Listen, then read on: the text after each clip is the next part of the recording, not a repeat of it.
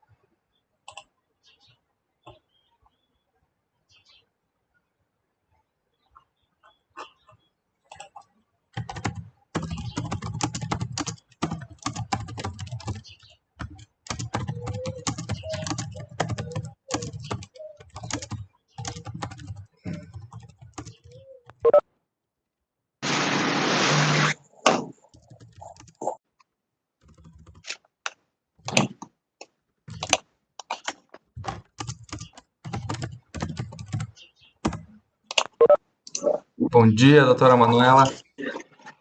Bom dia, tudo bem? Tudo bem, Manu? Como é que você tá? Tudo certo. Passando frio nessa friaca chuvosa aí de hoje? Pois é, tempo friozinho, né? É. Mas é aquele friozinho úmido, né? Não é tão frio, eu acho. Um frio gostoso. É. Tô esperando o pessoal Ah, entrar, certo. porque a maioria, a grande parte tem dificuldades técnicas aí, tem que logar, tem que colocar senha, né? Sim. André já Já entrou aí fizeram com também. audiência recentemente? Bom dia, André. Tudo bem? Oi? É essa Bom aqui que a dia, gente que tudo usa bem. para audiência. Eu fiz recentemente uma audiência, inclusive, de conciliação. É, inclusive, teve bastante negociação, assim, participou, acho que fez com a Liane, né? E Aham. daí entrou o Roberto, entrou todo mundo da secretaria. E Foi uma festa. negociamos, inclusive, mandou mensagem aqui no privativo e Chamou pra conversamos, foi sair no legal. privado. No Chamou privado, até isso. intermediando entre os advogados, foi interessante. Legal, eu não tive esse prazer de fazer ainda. Meus processos nenhum marcou.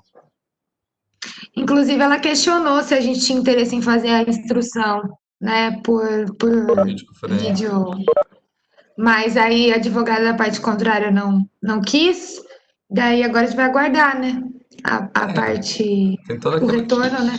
essa questão, tem toda a questão da testemunha, né? De instruir a É muito testemunha complicado, depois. né? Também acho. Apesar que aqui no escritório eles estão fazendo até no cível, assim, com ouvindo testemunha e tudo. Mas achei estranho. É, Que a testemunha estava junto na mesma. Fica, né? Não tem como fica do lado separar, mesmo. assim. Ainda Fica mais na todo mundo trabalhista, fica escutando. um pouco mais. mais duvidoso. Sim, complicado.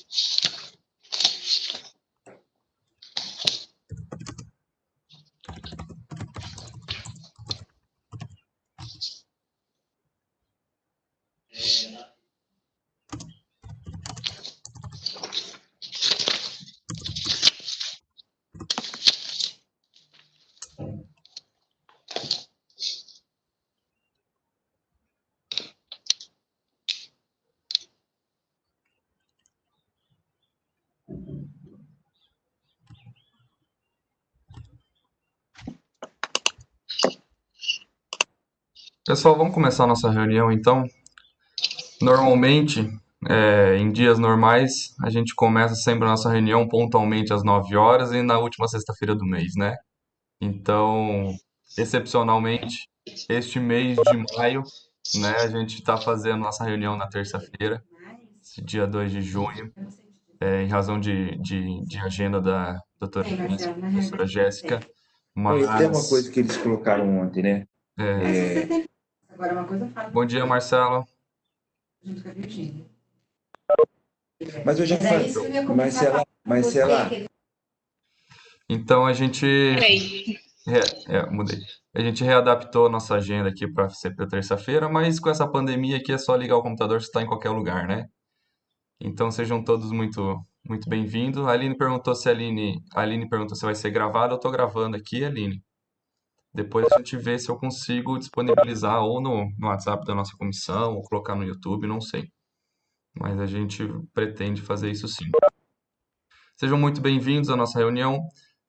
Normalmente, na nossa reunião eu pergunto se tem membros novos, mas eu imagino que fica meio inviável aqui por causa do sistema online.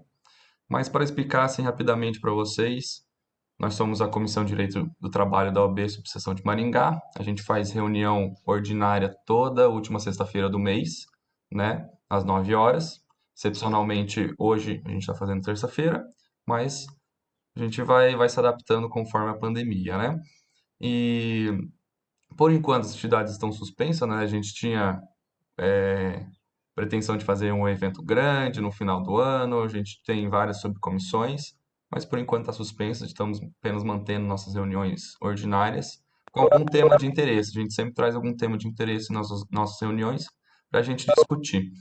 E esse mês, essa reunião desse mês, a gente entrou em contato com a professora Jéssica, professora advogada Jéssica Fernandes, do Responde Direito, o Instagram, que eu sempre acompanho também.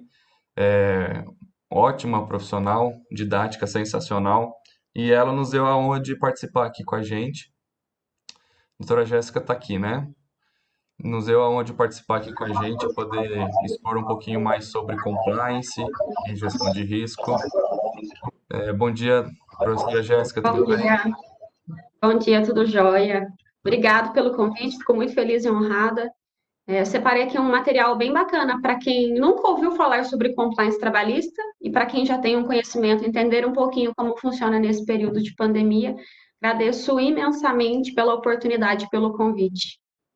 Nós que agradecemos por ter aceito, expor um pouquinho mais do seu conhecimento para o pessoal.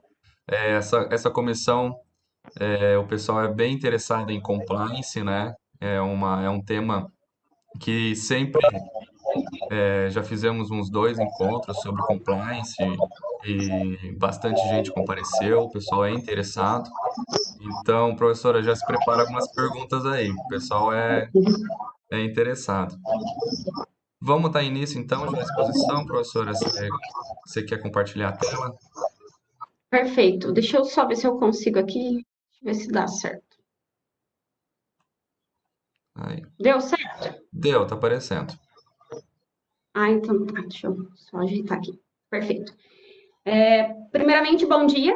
Agradeço imensamente o convite. Doutora André, muito obrigada pelo convite. Fiquei realmente muito feliz. Queria que fosse um evento presencial para a gente se encontrar. Eu acredito que o olho no olho faz total diferença, mas graças a Deus nós temos essas ferramentas tecnológicas que nos permitem nos encontrarmos aí para discutir pelo menos esses temas referentes aí à pandemia, ao direito do trabalho, ao compliance, mesmo que seja por videoconferência.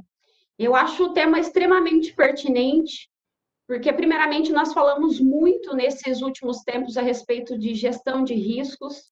Nós entendemos aí que, por haver diversas medidas provisórias, nós tivemos aí, depois do decreto número 6, que trouxe para a gente o estado de calamidade, nós tivemos a medida provisória 927, a medida provisória 936, que permite a questão da redução de jornada e, consequentemente, redução de salário.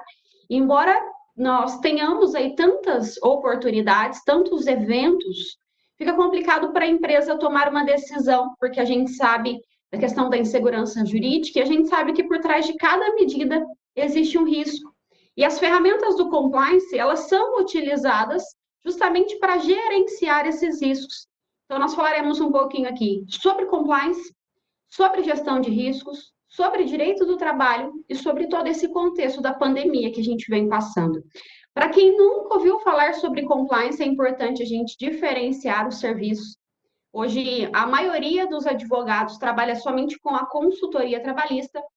Então, não é que consultoria seja apenas responder uma pergunta. Não.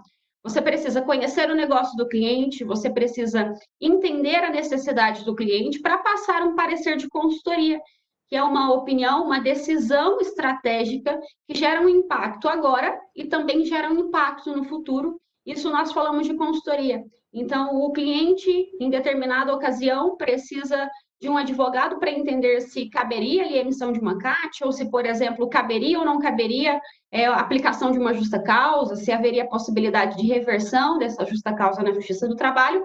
Via de regra, ele liga para o advogado e aí ele pede um parecer técnico. Não é uma dúvida, ele precisa realmente de uma solução para uma dor que ele sente, geralmente é uma dor imediata e precisa de um remédio imediato. Isso nós chamamos de consultoria. A auditoria trabalhista, quando a gente entra dentro de uma organização para implementação de um serviço como esse, a gente age como se fôssemos auditores fiscais do trabalho. Então, eu entro na empresa como se eu fosse uma auditora fiscal do trabalho e eu verifico todas as práticas que a empresa já adota, apontando ali quais seriam as inconsistências, analisando todas as contingências e pontuando através de relatórios quais são as práticas que não estão em conformidade com a legislação. Isso é auditoria. O compliance, ele é bem mais amplo do que a consultoria, ele é bem mais amplo do que a auditoria, tanto que ele tem como uma das ferramentas a auditoria interna como uma aliada, mas ele não é somente isso. Então, é um equívoco muito grande assimilar a ideia de compliance trabalhista somente à conformidade de leis e normas. Então, quando a gente fala de compliance, não é simplesmente cumprir com a legislação trabalhista. Não, isso faz parte da rotina da empresa, isso se enquadraria, por exemplo, em consultoria, apareceu aqui a anotação, enquadraria em consultoria, enquadraria em auditoria, mas o compliance, ele transcende. A gente fala de transformação cultural, para que todos da empresa entrem nessa ideia de estar em conformidade.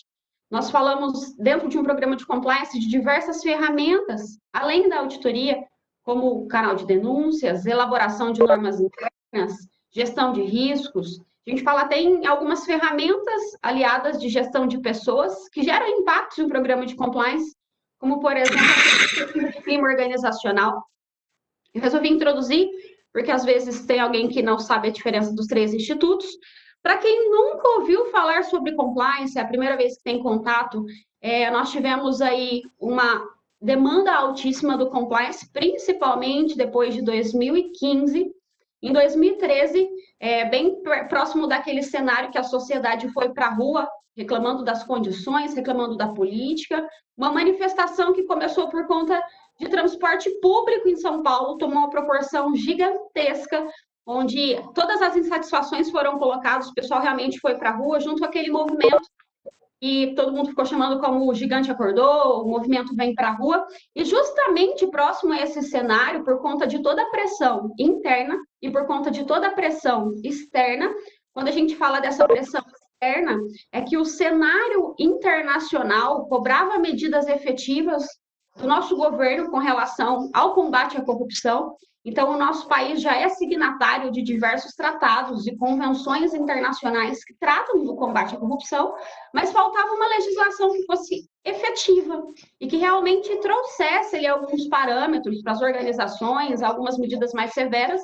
Então, foi justamente nesse contexto de pressão externa e de pressão interna que nós tivemos que foi sancionada aqui no Brasil pelo então presidente Dilma, a Lei Anticorrupção, que é a Lei 2.846, isso foi em 2013, e ela demorou 2 anos para ser regulamentada, então nós tivemos o decreto 8.420, em 2015, que trouxe para a gente alguns parâmetros da Lei Anticorrupção.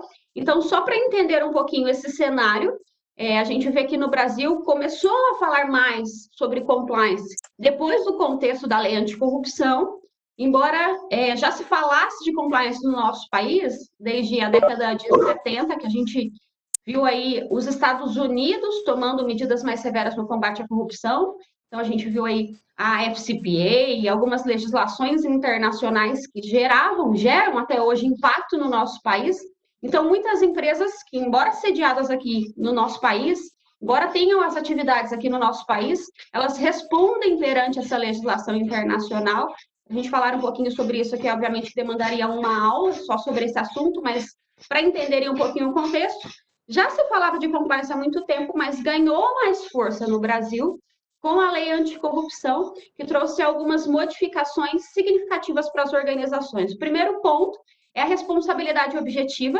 Então, a empresa, se antes dessa lei anticorrupção acontecesse algum ato de corrupção ali dentro, internamente, ela podia simplesmente alegar, o gestor da empresa poderia alegar que ele não tinha conhecimento. Ah, foi um funcionário, eu não sei quem foi, eu não sei por que aconteceu.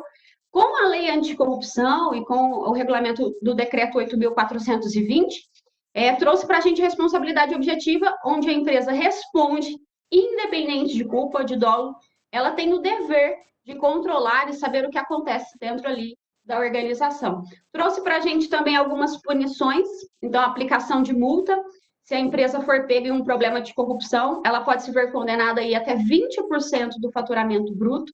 A gente teve aí também a publicidade, então se a empresa for condenada por corrupção, em determinados casos, ela terá que publicar essa decisão no próprio site. Então, quando você entra no site da empresa, a primeira decisão que aparece é dessa condenação. E também publicidade com relação aos sistemas que o governo liberou para cadastro dessas empresas punidas. Nós tivemos também algumas punições severas, como a possibilidade de dissolução da empresa, suspensão total das atividades e proibição dos contratos com a administração pública. Então, por exemplo, essa questão da proibição dos contratos com a administração pública afeta muito aquelas empresas que trabalham com licitação. Trouxe para a gente também o acordo de leniência, que funciona bem similar à ideia da delação premiada. Então, se a empresa descobre, está envolvida ali um problema de corrupção e ela contribui com as investigações, ela pode ter as punições reduzidas, a multa reduzida. Então, se ela indica quem foi responsável, se ela apresenta documentos, se de fato ela colabora com as investigações, pode ser que ela tenha aí a pena reduzida. E trouxe para a gente também o programa de integridade, o programa de compliance, que vem dessa ideia realmente de estar em conformidade, vem do verbo to comply, que significa estar em conformidade. Mas, como eu disse aqui, a ideia do compliance, ele transcende. Não é simplesmente estar em conformidade. Ao aplicarmos todas as ferramentas, a gente brinca que até uma certa burocratização da empresa, a gente consegue uma transformação cultural, alinhando a empresa realmente aos princípios da ética, da transparência, da integridade. E a ideia do programa de compliance é justamente prevenir, detectar e remediar os riscos dentro da organização. O programa de integridade ele veio com a lei anticorrupção como uma forma de atenuante da multa. Então, se a empresa tem um programa de compliance eficiente, e até há uma discussão se seria correto utilizar esse termo compliance eficiente, porque muitos dizem que se ou é compliance ou não é. Se ele não é eficiente, significa que ele não é um programa de compliance, ele não é um programa de integridade. Então, a empresa precisa certificar de que cumpriu com os requisitos, com as diretrizes, por exemplo, da CGU. Nós temos um manual que traz ali um norte para as empresas durante essa implementação de um programa de compliance, mas são medidas e ferramentas com a intenção de gerar um maior controle dentro da organização. Falando aí dessa ideia de conformidade, para a gente entrar aqui agora realmente nas relações de trabalho, onde as empresas mais erram? A gente vê hoje que as empresas erram muito no tributário, porque ignoram aí que existem muitos tributos que às vezes ela paga indevidamente por desconhecimento da legislação. A gente vê que as empresas erram na parte previdenciária, quando deixa de acompanhar o índice de afastamentos para verificar se a empresa tem algum controle que ela pode tomar ali com relação a esses afastamentos para evitar que o colaborador seja afastado. A empresa erra muito no departamento pessoal, então a gente fala aqui de recursos humanos, é onde entra realmente o direito do trabalho. Então a gente sabe que o programa de compliance, ele é uno. Então não é que vai ter um programa de compliance só trabalhista dentro da organização? Vai ter um programa só do tributário dentro da organização? Não. Ele é um programa uno, mas para que ele tenha realmente condições efetivas de gerar total controle e de gerenciar, de fazer a gestão de riscos dentro da organização, é indispensável que ele seja multidisciplinar. Provavelmente, como vocês são do direito do trabalho, vocês concordam comigo que um profissional que ele é muito bom no penal econômico, pode ser que ele não entenda tão bem, por exemplo, as medidas provisórias trabalhistas. Um profissional que ele é muito bom no tributário, pode ser que ele não entenda quando uma investigação interna, que é um dos pilares do programa de compliance, e você chega no final dessa investigação e decide, por exemplo, dispensar por justa causa um colaborador, o profissional que ele é muito bom em penal econômico, ele talvez não consiga medir se caberia realmente uma justa causa ou se isso poderia gerar um impacto futuro para a organização. A gente fala do profissional de direito do trabalho para a elaboração da questão dos benefícios, das estratégias de remuneração. Hoje, os maiores problemas de fraudes dentro das organizações decorrem de uma má estratégia de remuneração. Então, a gente vê aí muitos CEOs envolvidos em problemas de corrupção, de fraude.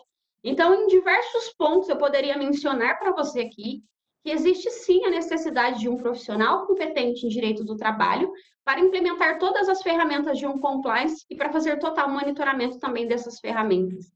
Então, a gente vê aqui uma ideia que veio muito similar a essa ideia do compliance para inglês ver, um programa de compliance que ele não é eficaz. Nós vimos aí, por exemplo, o caso da Vale. A Vale tinha todas as ferramentas, implementa um programa de compliance. Para quem não sabe, a Vale foi premiada, deixa eu ver se o vídeo rola. Vocês conseguem assistir?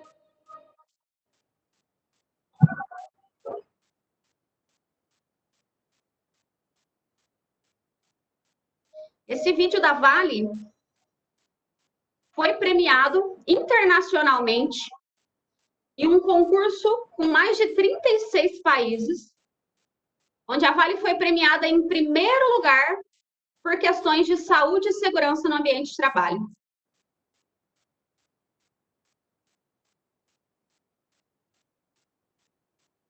O vídeo tem duração de 7 minutos, não daria para eu passar ele aqui, mas depois eu até compartilho para que vocês possam até utilizar ele também nas organizações.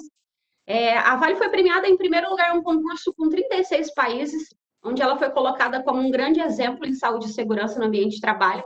Esse vídeo ele foi, inclusive, retirado do YouTube. Se você procura, você não encontra ele mais, justamente porque não condiz muito com a realidade.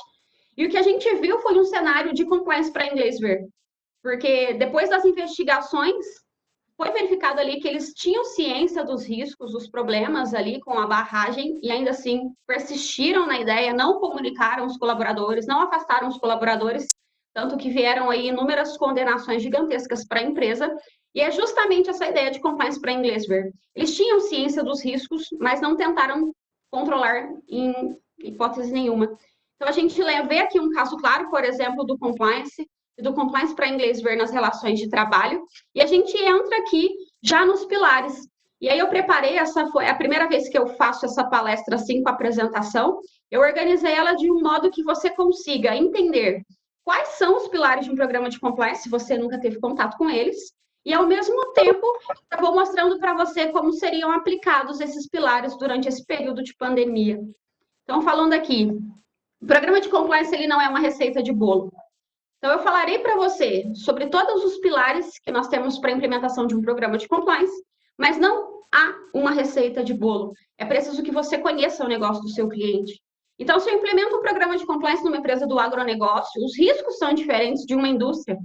Se eu implemento um programa de compliance em uma usina, os riscos são diferentes, por exemplo, do comércio. Então, é importante que você, antes de iniciar a implementação de um programa de compliance, investigue realmente o cliente, entenda as necessidades do cliente, pesquise os concorrentes, entenda as práticas que os concorrentes adotam. Eu acredito que isso faz total diferença, inclusive para você ter ideias durante a implementação do programa de compliance na empresa do cliente. O primeiro pilar de um programa de compliance é o apoio da alta administração, que a gente chama de Tom from the Top, que é o exemplo vem de cima. Então, quando a gente lembra do Tom from the Top, durante esse cenário de pandemia, por exemplo, nós verificamos ali que é dever do líder se nós falamos, por exemplo, das empresas de atividade essencial. Diretoria, donos da empresa, gestores, coordenadores, eles precisam dar o exemplo, por exemplo, com relação à utilização dos equipamentos de proteção individual, com relação ao distanciamento dos outros colaboradores. A gente lembra, por exemplo, do Tom from the Top, durante a implementação de um programa de compliance, quando nós, profissionais, precisamos de custeio para um treinamento corporativo. A gente lembra do Tom from the Top, quando a gente precisa de autonomia, enquanto profissionais, na implementação de um programa de compliance, ao solicitar um documento, por exemplo, no departamento pessoal ou no departamento financeiro. Aplicando a gestão de riscos já nesse período de pandemia, para mim, eu acho que é o pilar indispensável durante esse período de pandemia. A gente lembra que nesse cenário atual, no direito do trabalho, nós temos diversas oportunidades para as empresas.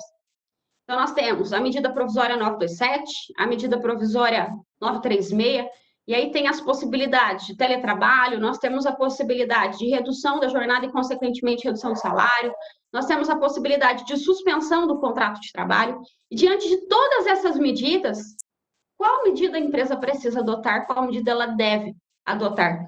E aí, talvez você espere de mim uma resposta objetiva e clara e já te aponte para você, olha, essa é a melhor medida. Mas, mais uma vez, a gente lembra que não existe receita de bolo. Então, antes de fazer essa questão da gestão de riscos, é preciso que você conheça efetivamente o cliente, que você conheça efetivamente, inclusive, o fluxo de caixa da empresa. E por que eu falo isso? Nós estamos aí, por exemplo, diante da medida provisória 936, e nós temos ali a possibilidade de suspensão do contrato de trabalho. Então, a suspensão, ela vem aí por conta da paralisação, talvez por um decreto estadual, a empresa precise colocar os colaboradores em casa porque ela não tem uma outra opção. Então, a gente verifica que, embora pareça algo simples, aplicável a qualquer tipo de empresa, não é aplicável a qualquer tipo de empresa. E por que eu falo isso? A empresa precisa ter fluxo de caixa. Nós estamos num cenário que ele é totalmente incerto, um caráter totalmente excepcional. Pode ser que tudo isso passe no mês que vem. Pode ser que tudo isso passe em agosto.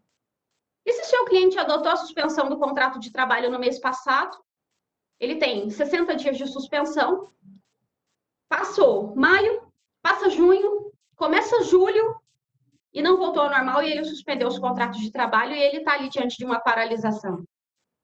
E se essa paralisação continua até agosto, setembro, outubro, e ele já suspendeu o contrato de trabalho? O que ele vai fazer com os funcionários agora?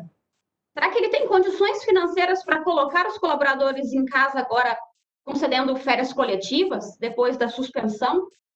Será que ele tem condições, depois dessa suspensão, de criar ali dentro da organização uma política para antecipação de férias individuais, a maioria das empresas não tem fluxo de caixa. Então, muitas empresas suspenderam os contratos de trabalho, quando, na verdade, infelizmente, seria o caso de dispensa. Porque volta agora e ela não tem condições financeiras de manutenção desses empregos. Então, nós estamos aí diante de um risco, porque a empresa, ao suspender o contrato de trabalho, ela viu que na medida provisória existe a estabilidade provisória. Então, se existe a estabilidade provisória e agora ela decide que ela precisa dispensar esses colaboradores, ela precisará pagar uma multa para que ocorra essa dispensa. Então, quando a gente lembra de gestão de riscos, é entender justamente isso. Existem muitos eventos. Então, a gente coloca aqui as medidas como eventos.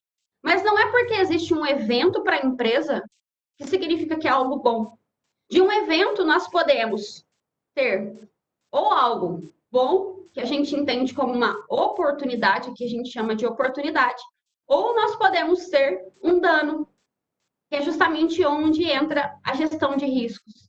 Será que a empresa quer uma oportunidade ou ela espera um dano? Então, quando a gente lembra de gestão de riscos, é preciso entender que para todo evento nós precisamos analisar a probabilidade de acontecimentos e o impacto que esses acontecimentos podem gerar. Então, falando, por exemplo, da medida provisória 936, qual seria a probabilidade disso acontecer? Nós estamos no cenário certo. Como que eu vou afirmar para a empresa que no mês que vem está tudo ok? Então, não está. Então, falando aqui aqui eu até coloquei aqui para vocês, obviamente que precisaria de uma aula só para a gente tratar do mapa de calor, mas o mapa de calor é uma das formas que a gente utiliza para apresentar para a empresa essa gestão de riscos. Então, de acordo com a probabilidade e de acordo com o impacto, nós mapeamos e colocamos para a empresa se seria um risco alto, um risco médio, e aí o apetite ao risco, que é realmente decidir, olha, embora esteja aqui como um risco quase certo, estou falando de um caso quase certo, de um ponto que seja muito crítico, então nós estamos aí de um risco alto, embora seja um risco alto, quem decide se tem apetite ao risco, se realmente quer aplicar a medida provisória 936, se quer aplicar a medida provisória 927, não somos nós. A gente mapeia, nós apontamos os riscos, mas a decisão final é do CNPJ, é, na verdade, do CPF que existe por trás desse CNPJ, porque nós estamos lidando aqui com o sonho de uma pessoa. Então, eu não poderia colocar em risco de falência ou de inúmeros processos a empresa de um cliente, sabendo que eu estou lidando com o sonho dele. Coloquei aqui para vocês entenderem um pouquinho como funciona esse ciclo do processo de gestão de riscos. Primeiro, nós trabalhamos com a identificação. Então, por exemplo, falando aqui da MP 936, nós identificamos o risco com relação à estabilidade. A gente faz uma análise e avaliação, que é justamente entender aqui a probabilidade de impacto e a probabilidade e o impacto, e a gente cuida, então, de uma resposta e tratamento desse risco, se a empresa está disposta a aceitar, se a empresa vai mitigar, se a empresa vai transferir, a gente vai falar um pouquinho disso aqui ainda. E depois a gente trabalha o monitoramento e a revisão. Então, para todos os pontos da organização, para todos os setores, para todos os departamentos, nós utilizamos a gestão de riscos e ela tem sido muito utilizada durante esse período de pandemia com relação às MPs. Falando a respeito desses riscos durante a pandemia, a gente verifica aí diversos eventos. Então, a possibilidade de férias individuais, a possibilidade de teletrabalho, a possibilidade de redução da jornada, de suspensão, do fato do príncipe. Mas será que de fato é uma oportunidade ou um dano? Falando aqui, por exemplo, do caso do fato do príncipe, muitas empresas estão adotando, aplicando o fato do príncipe como uma estratégia de ganhar tempo para pagamento das verbas rescisórias. Eu, particularmente, entendo que não é uma boa saída. Então, muitas empresas estão adotando o fato do príncipe com a intenção de ganhar tempo para pagamento. Será que, de fato, é uma boa medida? Será que, além dos impactos perante a Justiça do Trabalho, perante o Ministério Público do Trabalho, perante a fiscalização do trabalho, eu não sei se vocês sabem, mas ontem à noite saiu uma orientação para o Ministério da Economia, na verdade, a Secretaria Especial do Trabalho e Previdência, com relação às empresas que estão aplicando o fato do príncipe e força maior. Então, a fiscalização já tem as coordenadas para autuação quando se depara com esses institutos dentro de uma organização. Então, nós falamos aqui de riscos de autuações, riscos de processos, e nós falamos de algo que muitas empresas não se preocupam, que é imagem e reputação. Eu não preciso nem citar nome de empresas, mas provavelmente vocês viram notícias na mídia dos últimos tempos de empresas que aplicaram o fato do príncipe. Isso gera um impacto super negativo para a marca. Férias individuais e férias coletivas. Parece algo super simples. Ah, tudo bem, o que mal tem aplicar férias individuais, mal tem concessão de férias coletivas. Quando a gente lembra, por exemplo, da concessão de férias individuais, a medida provisória 927, ela permite que a empresa faça antecipação de diversos períodos. Mas será que realmente convém? Quando a gente fala de férias, imediatamente a gente lembra de um período de descanso. O colaborador visita uma família, às vezes ele viaja, ele vai para a praia, se ele mora no interior não tem contato com o mar, ele fica doido para chegar ao final do ano para ele ir para a praia. Então, antecipação de um período de férias, tudo bem, eu concordo. Tem cliente meu que antecipou um período de férias. Antecipar 2, 3, 4 períodos de férias individuais, nós já estamos diante de um risco altíssimo para a organização com relação à saúde mental. Eu não sei se vocês sabem, mas 80% da sociedade, da população brasileira, sofre por problemas de saúde mental. 32% referente ao trabalho. Então, esgotamento profissional, síndrome de burnout. Nós estamos diante de um problema muito grave que é a saúde mental. Então, às vezes você tira, concede aí, faz antecipação de férias individuais, e aí chega no ano que vem o colaborador fica num estresse tremendo, porque ele não tem período de férias. Nós estamos aqui com a possibilidade, por exemplo, do teletrabalho. Parece algo simples, não parece? Teletrabalho. Mas será que realmente é simples? Nós sabemos que não. Nós temos dentro do teletrabalho os riscos ergonômicos. Nós temos dentro do teletrabalho que analisar a condição daquele trabalhador. Será que de fato ele possui condições para executar esse trabalho em casa? Será que, de fato, ele possui um ambiente que ele consegue, pelo menos, colocar o computador para executar o trabalho em casa? E se é uma pessoa que mora com 10, que tem 6, 8 filhos, e mora numa casa de 2, 3 cômodos, será que, de fato, ele vai conseguir executar esse trabalho? Isso também precisa ser analisado, porque isso também interfere no rendimento da empresa, isso interfere também na sensação de pertencimento do colaborador, interfere na rotatividade de funcionários. A gente fala aqui, por exemplo, da possibilidade da suspensão do contrato de trabalho. Nós falamos aqui da redução da jornada e, consequentemente, redução do salário. Para todas essas medidas, para todos esses eventos, falando aqui nos termos de gestão de riscos, nós estamos diante da possibilidade de que eles causem um dano para a empresa e não somente uma oportunidade. Então, quando a gente fala de gestão de riscos, a gente precisa lembrar que existem formas de nós gerenciarmos, de nós fazermos essa gestão.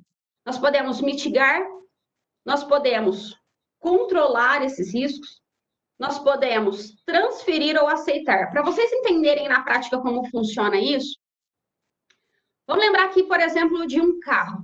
Se você tem um carro e você lida ali com a ideia, você fala assim, não vou pagar seguro para ele, não. Não vou pagar seguro para esse carro, porque você está lidando na sua cabeça com os eventos somente simples. Então, tudo bem se alguém riscar meu carro. Isso que você está lidando, ao colocar aqui, tudo bem se alguém riscar meu carro, eu não vou pagar um seguro para ele, você está aceitando o risco.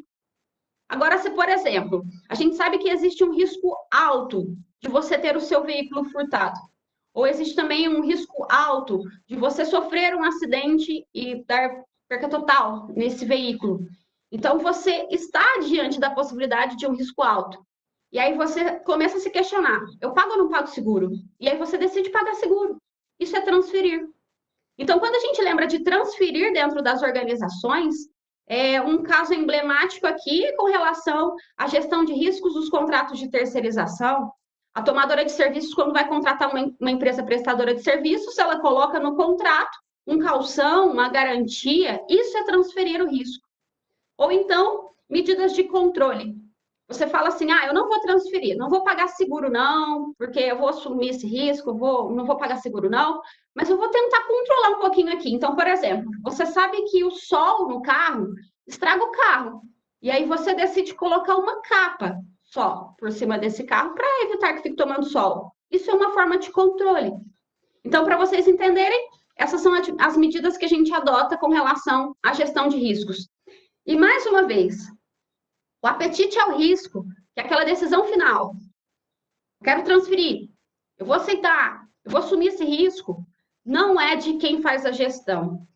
É do dono da empresa, é da diretoria, é do conselho, é da alta administração que responde pelos atos da organização.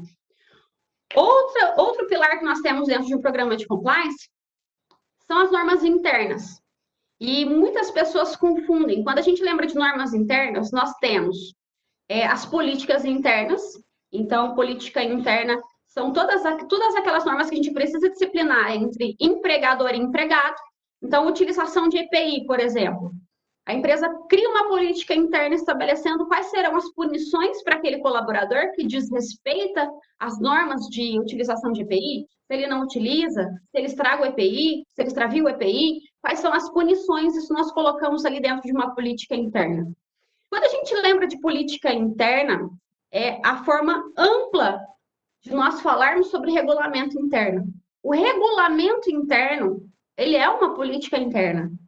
E ele não se confunde com o código de conduta. Então, o código de conduta ele é totalmente diferente do regulamento interno. O regulamento interno, como o próprio nome diz, ele disciplina as normas internas entre empregador e empregado. O código de conduta, ele dita normas ali também referentes aos princípios, aos valores da organização, mas não somente com relação aos empregados, e sim com terceiros, com parceiros, fornecedores, clientes e toda a sociedade civil. Então, há uma diferença na hora de você criar esses documentos, porque no código de conduta você não vai colocar lá, por exemplo, como funciona a aplicação de uma advertência. Você não vai aplicar lá como funciona, por exemplo, para falar com um departamento pessoal. Não, isso são normas internas. O código de conduta é a forma que a empresa se expressa para a sociedade, de forma geral.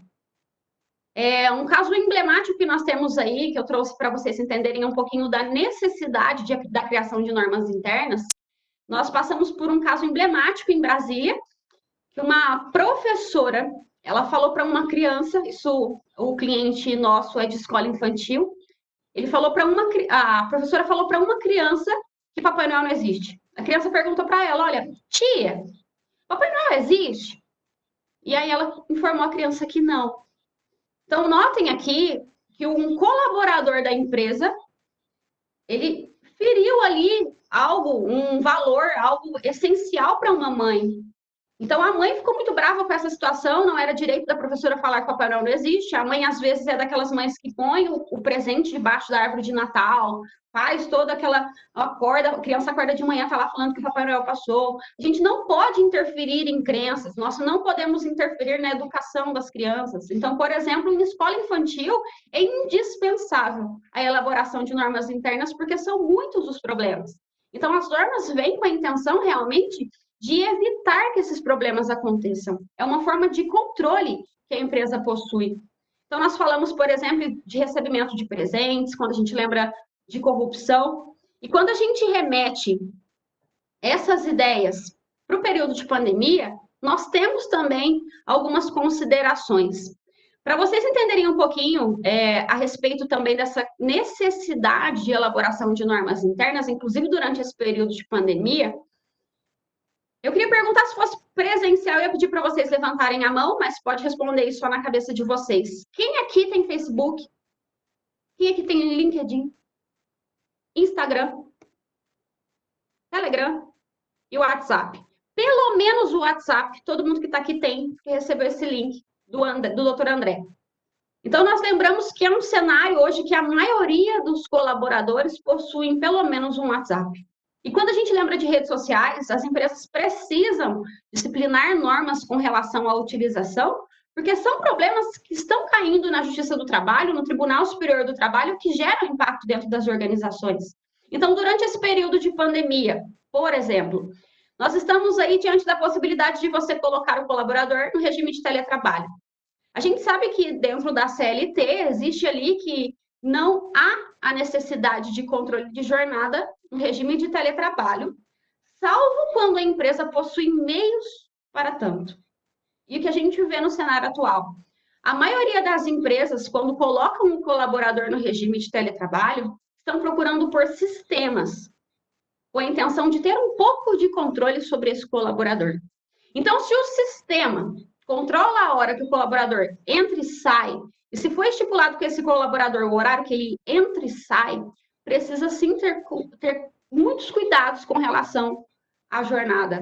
Nós temos decisões do Tribunal Superior do Trabalho, já opinião formada do ministro Godinho, do Del Monte, que a gente verifica que mandar mensagens para os colaboradores fora do horário expediente pode configurar como hora extraordinária ou ainda como dano existencial. Por que dano existencial? A gente vê hoje, por exemplo, nesse cenário da pandemia, que muitos colaboradores estão trabalhando no regime de teletrabalho. Então, o patrão, o empregador, tem aquela falsa sensação de que porque o colaborador está em casa, ele pode mandar trabalho em qualquer momento. E não é assim que funciona. Então, se o colaborador está assistindo a televisão, está assistindo Big Brother, está assistindo um filme, é o momento dele de desconexão. E muitas empresas não respeitam. Então, o colaborador está lá assistindo televisão, ele recebe uma mensagem: olha, eu preciso do relatório tal amanhã. Acha mesmo que o colaborador vai simplesmente ignorar essa mensagem ou isso vai gerar um impacto na saúde mental dele?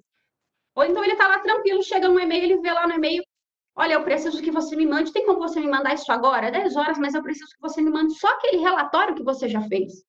Fere o direito à desconexão. Então, nós estamos diante de um risco, e aqui eu pontuo não somente um risco com relação a uma possível condenação no Tribunal Superior do Trabalho, mas, mais uma vez, porque nós falamos de pessoas, e todas as pessoas estão suscetíveis a problemas de saúde mental. E ao utilizar essas redes sociais, por exemplo, de forma indiscriminada, você pode ocasionar nos seus colaboradores problemas de saúde mental. Então, criar uma política interna que trate do teletrabalho, colocando ali qual seria o horário de expediente, qual seria o horário que o diretor, o horário que o gerente, o horário que a coordenação poderia encaminhar mensagens por WhatsApp, passando as coordenadas para os colaboradores, isso faz total diferença na gestão de riscos. Então, a gente entra aqui, já falando um pouquinho de mais um pilar, que é o canal de denúncias, as investigações internas, que também estão interligados quando a gente lembra desse cenário de pandemia. Para quem nunca ouviu falar no canal de denúncias, a gente recomenda que a empresa adote de uma forma anônima, que contrate um canal de denúncias terceirizado, que não seja o da própria empresa. Ou, se for da mesma empresa, que não seja utilizado aquele sistema intranet, que você rastreia o IP, que tem todas aquelas questões relacionadas à tecnologia. A gente recomenda, primeiramente, que seja um canal terceirizado. A gente lembra que a empresa, ao implementar um canal de denúncias, ela precisa fazer a gestão desse canal. Eu não sei se vocês sabem, mas o Ministério Público do Trabalho, em casos de assédio moral, em casos de ações coletivas, eles estão investigando os canais de denúncia. E quando eles verificam que a empresa não fez a gestão, que a empresa não fez a investigação quando recebeu uma denúncia, em alguns casos eles estão juntando isso como uma prova processual.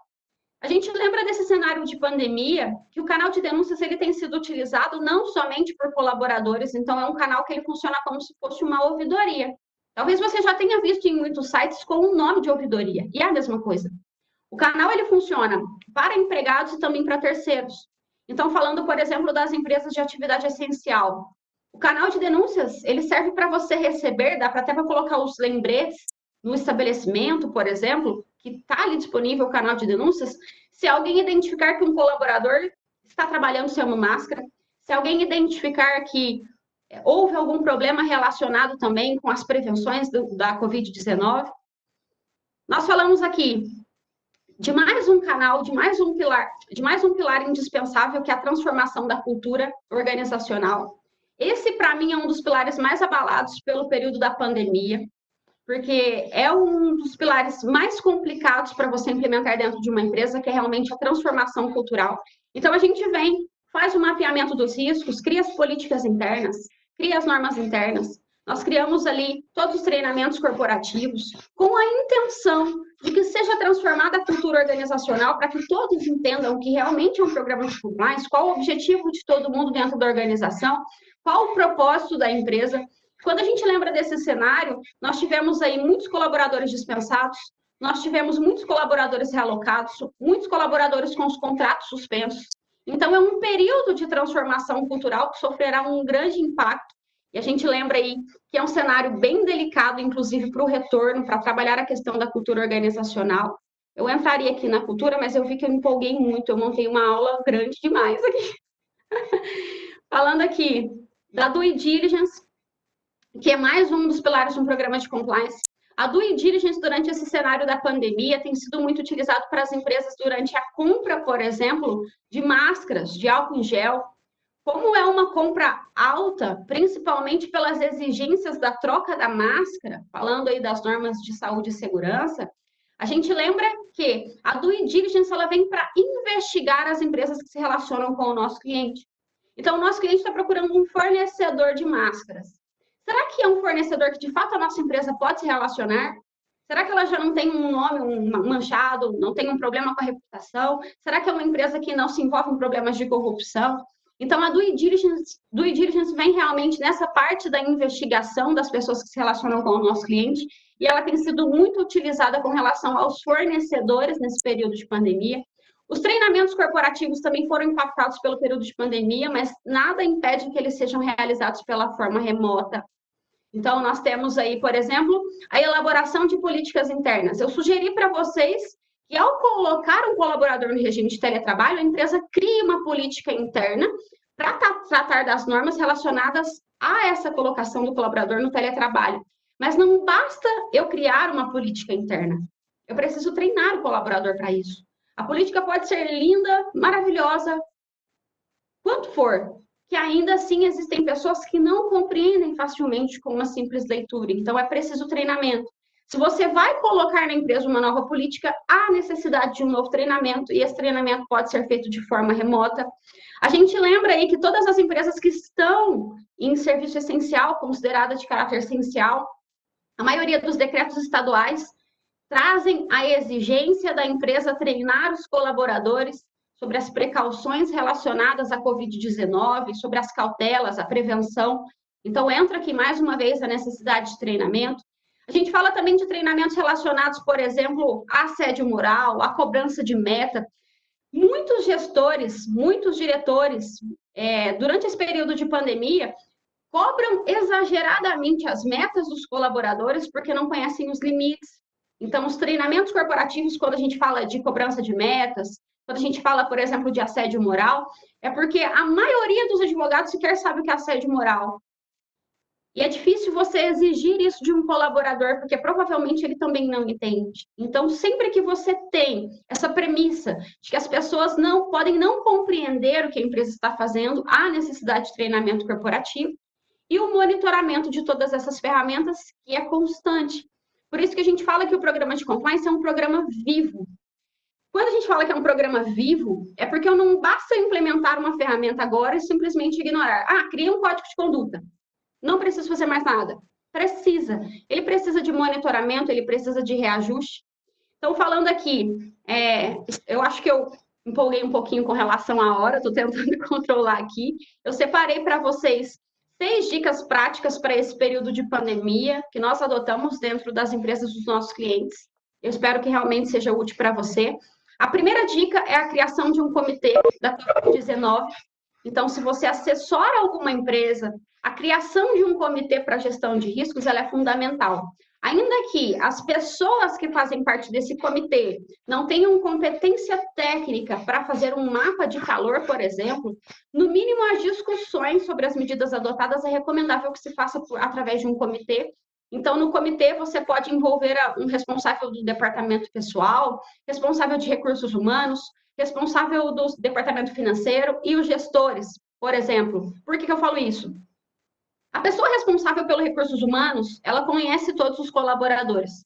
Então, é aquela pessoa que vai falar para você assim, olha, doutor, eu acho melhor não colocar em regime de teletrabalho esse colaborador, não, porque eu conheço a realidade dele. Ele tem 6 filhos pequenos. Vai ser muito difícil para ele executar esse trabalho em casa. A gente fala, por exemplo, do departamento financeiro dentro de um comitê da Covid-19, porque ele é a pessoa responsável para falar assim: olha, doutor, se a gente suspender agora esse contrato de trabalho e depois voltar, a empresa não tem condições de fazer o pagamento das férias. A empresa não tem condições, por exemplo, de adotar a antecipação de férias individuais. É a pessoa que realmente conhece de números. E antes de tomar qualquer decisão, é preciso também conhecer de números. Outra dica, o apetite ao risco. O nosso papel dentro da empresa é apontar todas as possibilidades. Então, você dá uma aula para o comitê do Covid-19, aponta todas as medidas que nós temos. E aí você pontua o que existe de risco por trás dessas medidas. Mas o apetite ao risco, aquela decisão final, eu quero suspender, eu quero criar um banco de horas, não é você. Não é o advogado, não é o contador. É a pessoa que construiu o sonho da construção da empresa. Então, é o CPF que existe por trás do CNPJ. Terceira dica é o diálogo. Parece algo que não deveria estar aqui, parece algo muito comum, todo mundo sabe, mas é preciso falar sobre isso. Muitos processos que estão na Justiça do Trabalho não são por valor, não é porque deixou de pagar R$400, não é porque deixou de pagar R$500, e sim pela sensação de injustiça, pela falta de sensação de pertencimento. Então, muitos colaboradores procuram o judiciário porque entendem que foram passados para trás. Então, se a gente fala, por exemplo, a respeito da redução ou da suspensão, chamar o colaborador para um diálogo, apresentar a real visão da empresa. Olha, nós estamos passando por um momento muito difícil, eu não sei se você sabe, mas nós estamos sem fluxo de caixa. Por esse motivo, para manter os contratos de trabalho, nós estamos tentando aqui encontrar alguma medida para não precisar dispensar todo mundo, diálogo, para que eles entendam o porquê a empresa efetivamente tem feito tudo isso. E eu já recebi, nos últimos dias, ligação, inclusive, de parentes que tiveram o contrato suspenso por WhatsApp.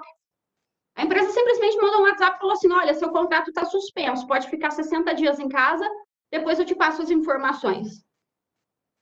A maioria dos advogados não entendem isso tudo que está acontecendo. Agora, imagina um colaborador. Não dá para exigir isso de um colaborador, isso gera impacto na gestão de riscos. Outra dica, busque por medidas mais seguras.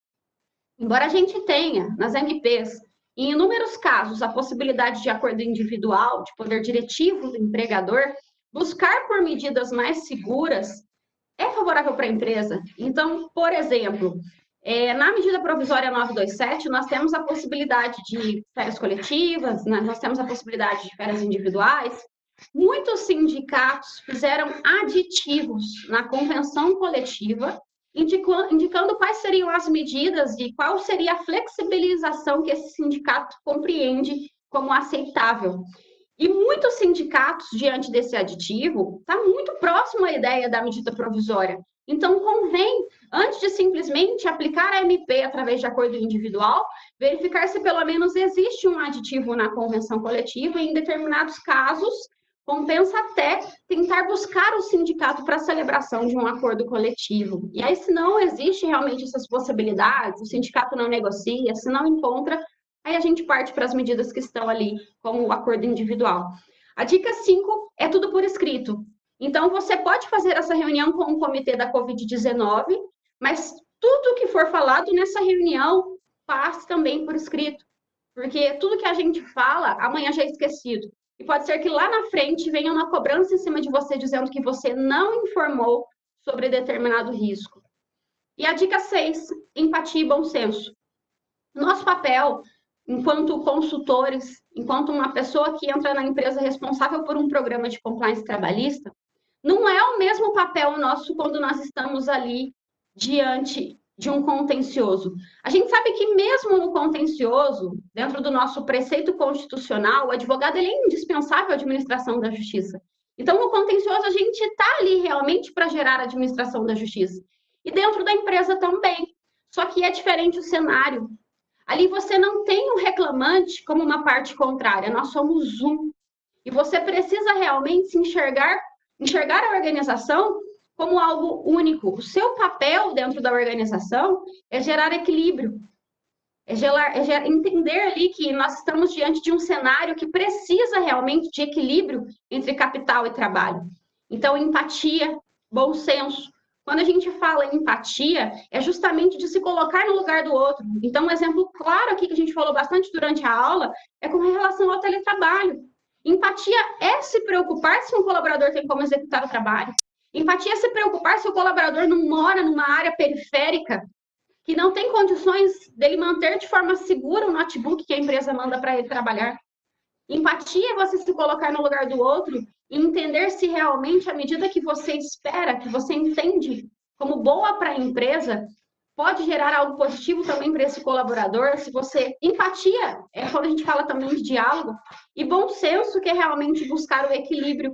Então, para a gente encerrar aqui, eu trouxe aqui alguns dados da Talwar, eu não sei se vocês já viram, é um sistema que tem feito a jurimetria da Justiça do Trabalho. Nós temos aí, eu peguei essas informações um pouquinho antes de entrar ao vivo aqui. Nós já temos na Justiça do Trabalho, durante esse período de pandemia, 24.439 processos, mais de 1 bilhão no valor total das causas, sendo que cada ação da Justiça do Trabalho está em torno de 56 mil reais. Muito dessas ações decorrem justamente por não aplicar o bom senso, por não aplicar o diálogo, por não aplicar gestão de riscos. Então, a advocacia trabalhista nesse cenário pós-crise, nós teremos aí, obviamente, um boom de reclamatórias. Então, toda aquela queda que nós presenciamos com a reforma trabalhista, ela faz o caminho contrário agora durante esse período de crise. E também com relação ao consultivo, muitas empresas que não se preocuparam com o consultivo durante esse período da pandemia, que aplicaram as estratégias como bem entendeu, como bem quis, verão que não é bem assim que funciona, então nós teremos também um crescimento aí do consultivo trabalhista. Para a gente encerrar aqui, eu gosto muito dessa frase, eu acho que deu para vocês entenderem bastante com relação à mensagem que foi passada, que o nosso papel dentro da organização não é defender a empresa, e sim defender o equilíbrio das relações de trabalho. Então, eu desejo que aí, durante esse período de crise, durante esse período de pandemia, vocês entendam essa mensagem e se coloquem dentro das organizações como agentes transformadores das relações de trabalho. Obrigada. Obrigado, professora Jéssica. Eu sabia que ia ser bom, mas não sabia que ia ser tão bom mesmo. Foi uma exposição sensacional. A sua didática é de aplaudir de pé. Deu para entender muito perfeitamente como que funciona o compliance trabalhista, os pilares, a gestão de risco. Parabéns e obrigado por compartilhar esse conhecimento aqui com a gente. Eu tenho uma pergunta. Como é que a gente faz para... Tem um mapa de riscos, né? Como é que a gente faz para colocar o risco em algum ponto daquele mapa? Como é que a gente coloca as métricas para saber como é que a gente define isso? Eu sei que daria uma aula inteira, né? Mais É um curso rapidamente. esse. É, Isso daria até um curso. Mas para compreensão, acredito que, pelo menos para você buscar a compreensão e aprofundar o seu estudo, nós temos duas metodologias, COSO e ISO 31000. Então, se você procurar por materiais desses assuntos, você entenderá mais facilmente como são gerenciados os riscos. Mas tem toda uma metodologia, a avaliação desses riscos passa por 5 etapas.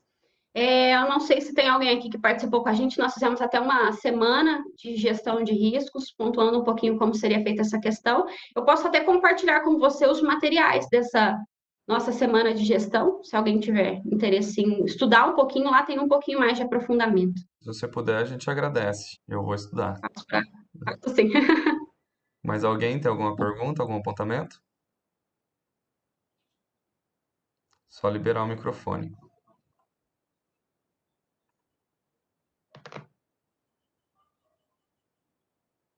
Depois que eu montei, na verdade, a apresentação visual, eu tenho feito muitas lives, só que nenhuma eu utilizo um material, assim, uma exposição. E aí, no nosso curso de compliance trabalhista, os alunos pediram para a gente trabalhar um pouquinho essa questão do visual, porque tem gente que não se adapta às ferramentas sem a questão do visual. Aí eu montei e preparei aula para vocês aqui da comissão. E eu notei que eu montei um material para 3 horas. Eu ia passando e eu via que estava no comecinho, eu falava, meu Deus, eu montei um material para 3 horas aqui. Mas espero que tenha dado para vocês compreenderem um pouquinho, para entender um pouquinho como funciona esse trabalho. Não, deu para compreender muito bem. Nossa reunião normalmente acaba às 10 horas, né? Mas como é online, a gente consegue delongar um pouquinho mais. Mas o material visual ajuda bastante, né? Mas ficou bem legal. Até fiquei curioso para saber qual que é a ferramenta que você usou, que não foi o PowerPoint, né?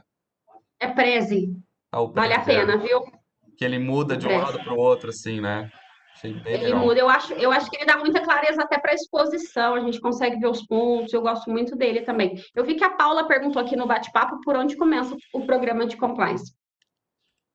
O programa de compliance não tem necessariamente um ponto, um pilar que você precisa começar. Obviamente que para você elaborar uma norma interna, você precisa conhecer a empresa. E para a gente conhecer a empresa, ferramentas como, por exemplo, a gestão de riscos, o mapeamento dos riscos favorecem isso. Então, se você mapeia os riscos, você consegue gerar um controle deles através da elaboração de uma política interna, por exemplo. Mas o indispensável, eu vou começar agora, fechei um contrato agora, é conhecer o negócio do cliente. Quando a gente fala conhecer o negócio do cliente, é saber quais pilares, quais ferramentas ele já tem implementado. Ele já tem um código de conduta? Se já tem, significa que precisa de uma revisão. Já tem um canal de denúncias? A empresa trabalha com licitações? A empresa lida com o poder público? Porque são situações diferentes. Então, por exemplo, na elaboração de um código de conduta de uma empresa que trabalha com licitação, nós temos normas que uma empresa que não trabalha com licitações não precisaria ter dentro de um código. Então, entender um pouco a respeito também dos concorrentes, quais as práticas que os concorrentes adotam, entender se a empresa está sujeita ali à possibilidade de requerer algum tipo de selo de certificação. Então, dentro do agro, por exemplo, eu sei que aí na região de vocês é bem forte o agro. Nós temos o selo Agro Mais Integridade. Então, será que a empresa já tem esse selo? Será que a empresa tem interesse nesse selo? E aí você monta um plano de ação para execução desses pilares dessas ferramentas, pensando nesse objetivo. Então, você começa ali trabalhando os pilares das ferramentas que estão presentes no edital do selo Agro Mais Integridade. A gente vê, por exemplo, no Distrito Federal e no Rio de Janeiro, que já existem legislações estaduais determinando a implementação de um programa de compliance para as empresas que pretendem participar de licitação. Então, se a empresa está sujeita a esse cenário, começar pelas normas previstas ali, geralmente nesses editais, então vai muito assim da necessidade do cliente, da atividade do cliente. Por isso que a gente fala sobre conhecer o negócio do cliente, não é uma receita de bolo. Perfeito. E também dá para você implementar os pilares do compliance aos poucos, né? Eu imagino que, por exemplo, se você verificar que o regulamento interno dá para fazer agora, depois o código de conduta, porque muitas empresas ela tem uma certa dificuldade Restrição, né? por questões financeiras, né? Então, uma boa estratégia é implementar por partes, né? Perfeito, até vou aproveitar essa fala sua, que eu acho que é uma oportunidade. Muitos colegas às vezes tentam entrar dentro das organizações oferecendo simplesmente um programa de compliance. Quando, na verdade, às vezes a empresa ela não tem interesse em um programa de compliance, mas ela tem interesse em um código de conduta e um regulamento interno. Então, quando você monta um portfólio de serviços para a primeira reunião com a empresa, é recomendável que você coloque a possibilidade de atuar para ela no consultivo, de atuar para ela somente com a auditoria trabalhista, de você atuar com compliance e de você fazer para ela os pilares de um programa de compliance. Obviamente, quando a gente trabalha dentro de uma empresa simplesmente elaborando um código de conduta, a gente não fala de compliance. Só que a gente sabe que é um pilar do compliance. E a partir do momento que você entrega esse serviço, pode ser que você convença a empresa a implementar as demais ferramentas. Então, terminou um código de conduta, fala sobre a necessidade do canal de denúncias. Quando você termina o código de conduta, você tem que treinar os colaboradores sobre esse código de conduta. Inclusive, a gente já coloca no nosso preço de honorários, eu e a Tassi. Então, terminou de elaborar, vai fazer um treinamento corporativo sobre o código de conduta, faz o melhor treinamento da vida, porque às vezes é a oportunidade da empresa ver que você é uma pessoa boa, tem uma oratória boa, que você é bom nos treinamentos, e te contrata para outros treinamentos. Então, coloque, inclusive, no portfólio de serviços que você faz treinamento de assédio moral, que você faz treinamentos relacionados a esse período da pandemia, que você faz treinamentos relacionados à integridade, à conduta ética. E aí muitas empresas contratam simplesmente para treinamentos corporativos. Hoje eu faço parte de um grande grupo econômico aqui da minha região, de usinas, e é justamente, eu fui com uma proposta geral, com todas essas possibilidades, e imediatamente, pelo valor total de um programa de compliance, como é uma empresa muito grande, eles assustaram e não tiveram interesse. Mas eles quiseram o meu trabalho para os treinamentos corporativos. E dentro dos treinamentos corporativos, eu já apontei diversos pontos que precisam de ajuste dentro da organização. Então, é questão de tempo, a gente vai mostrando a necessidade da implementação efetiva do programa de compliance. Eu queria, professora Jéssica, queria agradecer pela palestra, porque eu já sou sua aluna e eu estou muito feliz de te ver aqui hoje, dando essa palestra aqui para a nossa subseção. Eu queria que você falasse um pouquinho sobre o comitê que a empresa pelo menos que a gente sempre conversa lá, de ter interno depois para estar falando, para estar vendo se está sendo cumpridas as regras do compliance. Nós, como advogados, também temos que treinar esse comitê. Como que funciona para montar esse comitê interno depois para fiscalização do pós-compliance? Você fala o comitê de monitoramento. Isso. Ah, entendi. É porque, como que funciona o monitoramento? Tudo aquilo que a gente faz dentro da empresa, primeiramente, deixa eu te agradecer, né? Fiquei muito feliz de encontrar você aqui. Me sinto familiarizada por saber que tem aluno aqui. Essa questão do monitoramento, a gente lembra que mexe com muitos departamentos. Então, por exemplo, a gente monta um comitê que envolva pessoas que foram atingidas por essa política interna.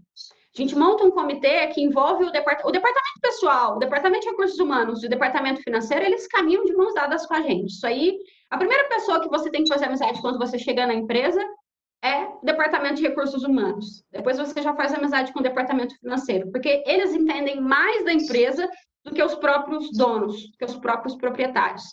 Então, quando a gente trabalha, por exemplo, uma política interna do departamento de compras, quando a gente vai trabalhar um monitoramento, passou um ano que foi elaborada uma política que coloca lá, vamos falar de uma burocratização do setor de compras. Para comprar de determinado fornecedor precisa de 3 orçamentos, depois de 3 orçamentos, precisa encaminhar esses 3 orçamentos para tal pessoa que vai dar o ok da compra. Isso são regras criadas através de políticas. Vamos supor que a gente criou essa burocratização. Passa um ano, dentro do monitoramento, a gente tem que pegar as pessoas que estão envolvidas nesse processo. Então, envolve eu, obviamente, criei. A gente sempre envolve recursos humanos, departamento pessoal, praticamente tudo. E a gente envolve, por exemplo, o responsável por esse setor. E aí a gente já tem um comitê. E por que a gente envolve a pessoa que está ali na lida daquele setor? Porque ele que vai falar, olha, eu acho que não funcionou muito bem. Nossa, está dando muito problema isso, isso, isso. Nossa, eu tento comprar, está atrasando o pedido, porque eu atraso o pedido, porque... Então, tem essas questões. E aí você verifica que aquela prática que você criou pode ser que ela não seja tão efetiva como você espera, e aí você faz a readequação. As normas internas. Por que a gente... O comitê de... Sempre que a gente fala de normas internas, elaboração de um código de conduta, também tem que criar um comitê de elaboração. Não é simplesmente eu fechei um contrato, vou lá, pego as informações, vou para o meu escritório e eu monto o código. Não é assim. Precisa de um comitê também para a elaboração desse código. Então, o comitê que participou da elaboração, ele já é um comitê competente para ajudar no monitoramento. E quando a gente fala de monitoramento do código, por exemplo, nem tudo que acontece de problema na empresa a gente identifica na primeira avaliação. E aí pode ser que a gente faz o código, entregue o código hoje, faça o treinamento hoje.